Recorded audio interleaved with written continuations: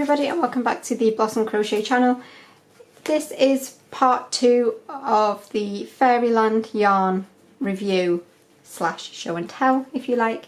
So I promised in my last video when I showed you these absolutely beautiful cakes of yarn that I would make up a couple of samples to show you what they looked like as they were worked up, and also let you know what the yarn itself was like to work with.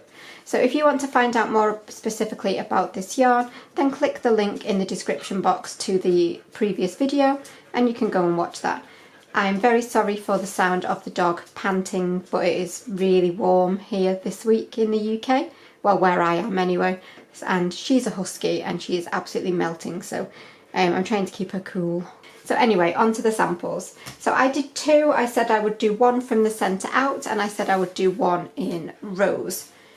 So here is my centre out.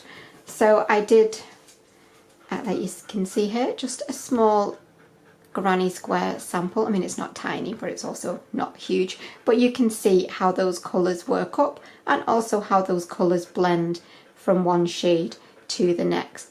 And the colour change is really, really soft. You know, it's no big jumps from one colour to the next. It's really smooth and gentle, and you can see that in this centre out square. So any centre out project in this yarn is going to look really, really nice.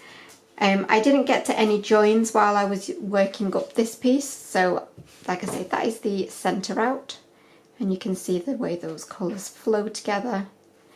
And then I did 1 in rows.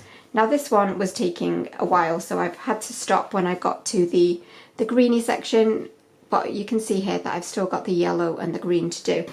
But this is how the rows are looking. So I've just done a long, narrow strip for you to see. And again, you can see the fade from, well, the transition I should say, from one to the next is really, really soft. And it works really beautifully. So these would be absolutely great for working up clothing, I think, purely because that colour change is so gradual and so pretty, but also the gorgeous blankets that you could make with this. You know, the list is really endless, especially seeing as it seems to work equally as well in rows as it does with a centre out project. You can, I wouldn't say any particular one, in my opinion, makes the colour change better or worse. I would say that they both work really, really nicely. Now I did get to a join when using this one for doing the rows, and the join was literally just knotted together. So it's completely up to you if you want to use that and just trim the tails, or if you want to do a specific way of joining your yarn, like a Russian join or something, then obviously you could snip that knot out and join it whichever way you want. But yeah, it wasn't too bad. The yarn itself has been really nice to work with. It flows nicely, it's easy to use, it doesn't squeak on the hook, which is always a bonus because some do. And the only thing I would say, obviously again, is about the fuzzy fibres. So there were a few times where I had to pull out a stitch or two because I dropped a loop because I was just trying to whiz along. But those stitches did come undone without much trouble at all. But obviously that would be very different to trying to frog an entire project, because those little fibres with all yarns like this, they do get caught on one another after a while, especially as you're obviously pulling them out. So yeah, there's your rows,